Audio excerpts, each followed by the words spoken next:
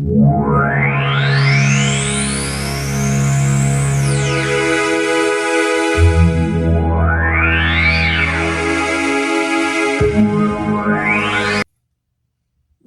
everyone to another video of Vinyl Addict. This is Chili and it's Van Halen 1984 versus Van Halen 5150.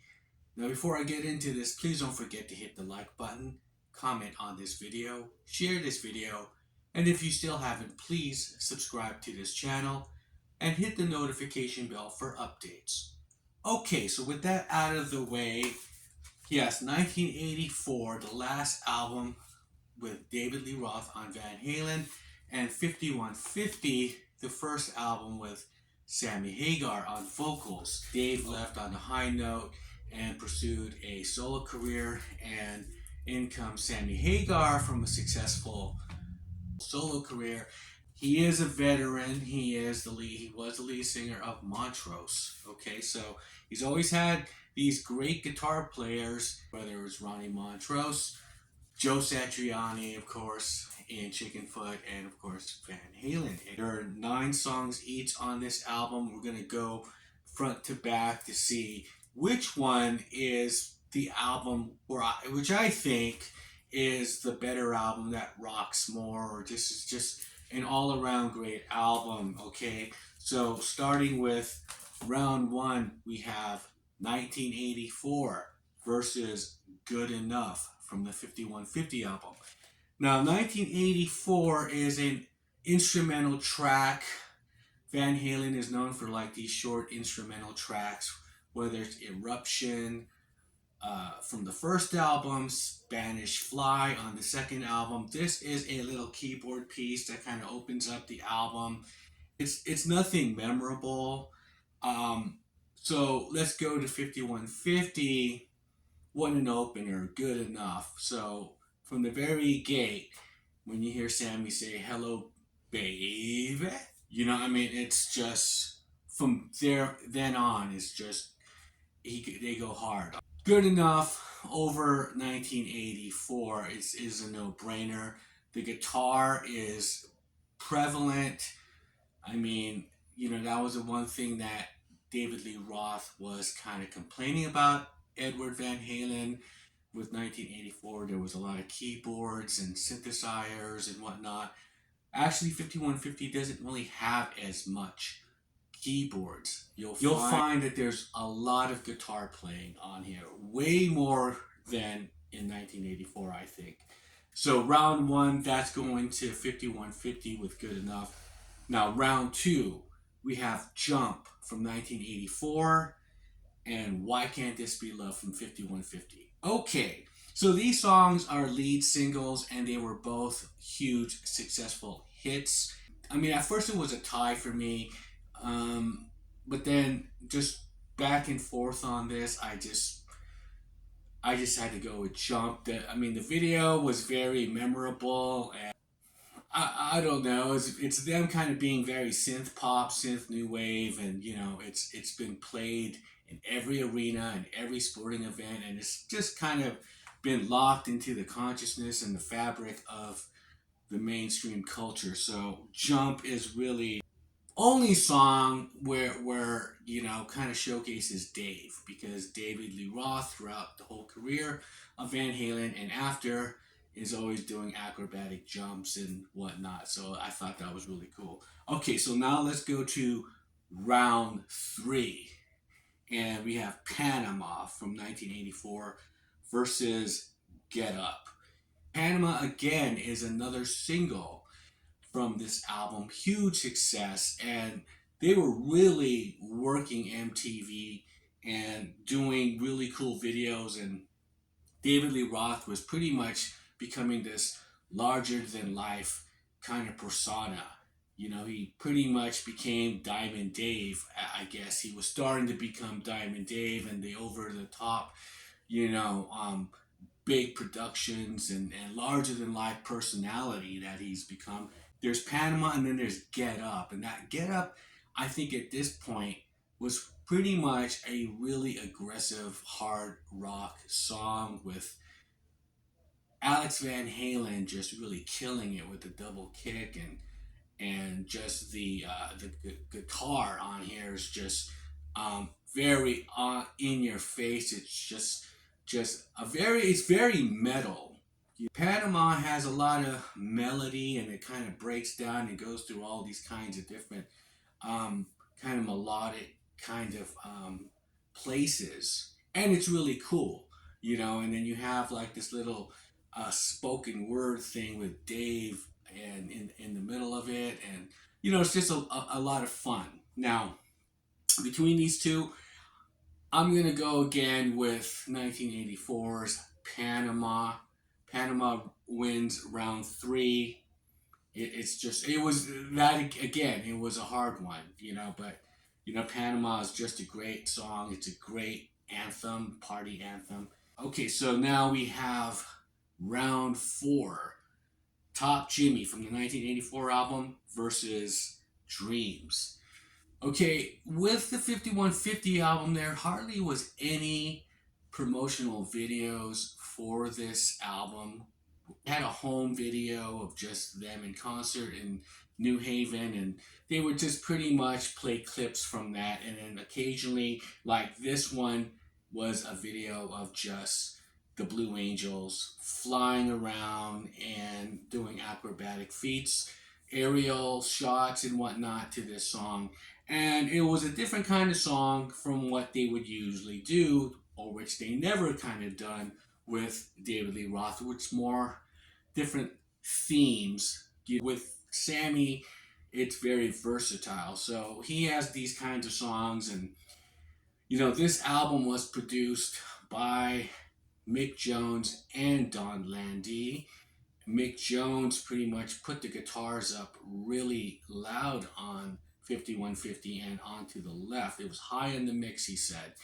And he also just pushed Sammy Hagar on Dreams to go higher, to sing really high. And it works, you know, it's great. They couldn't do something like this with a David Lee Roth. For production wise, I would have to say I do like the way they made the guitar sound on 5150 more so than on 1984. I do like the guitars in your face more. And if you're gonna have Eddie Van Halen on guitar, it's where it should be. Okay, so that is number four. The fourth round goes to Dreams from the 5150 album. Now, round five, we have Drop Dead Legs and Summer Nights. I went with Summer Nights because, like I said, there's a lot of guitar on this album, and it's songs like this where they have a lot of guitar intros where it's just Eddie by himself, and it's a really cool kind of bump and grind, typical song, sort of just like Beautiful Girls or some of their classics from the past. And this song has that really cool intro, and then it will come back in the breakdown in the middle of the song, and he'll just be left alone with the guitar again with that really cool intro. And Summer Nights is a great side one closer. Then say Drop Dead Legs. They're kind of similar, but however, Summer Nights has the intro, that really cool guitar intro, and so that's what won me over on that side and that round. Okay, so we have round six, Hot for Teacher from 1984 and Best of Both Worlds. Okay, so now with Best of Both Worlds, here we go again with a cool little guitar intro and everything.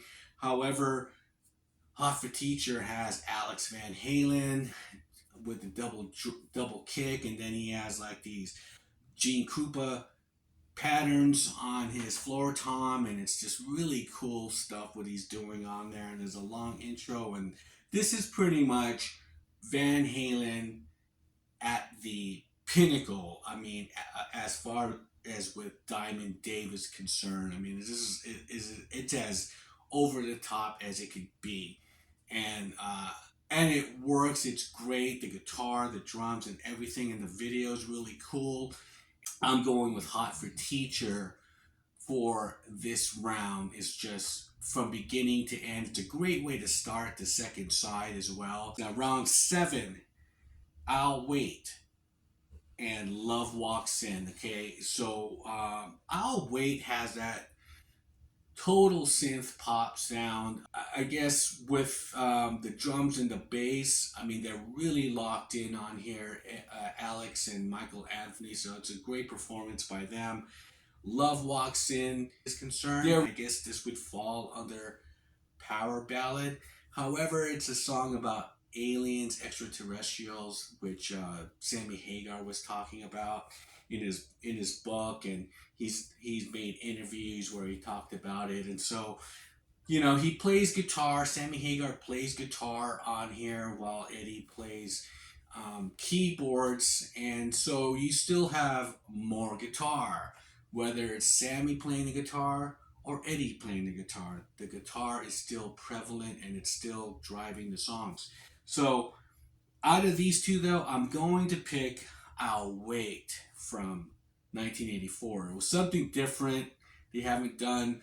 I mean, with Dave, he pretty much wants to keep the same kind of recipe and the same kind of formula that's going on. But, once they Eddie kind of does something that puts David Lee Roth into another mindset and a way of writing and approaching something, it worked. It was really cool. I like I'll Wait. So round 8, we have Girl Gone Bad and 5150.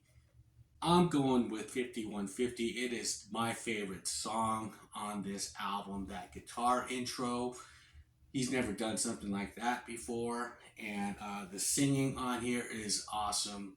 If Hot for Teacher is the high peak on 1984, to me 5150 is the high peak, the best performance, the best song on 5150. So that is the song that wins the round for round 8. Now we go into the final round and the album closer. Okay, so we have on the 1984 corner House of Pain, and on the 5150 corner Inside.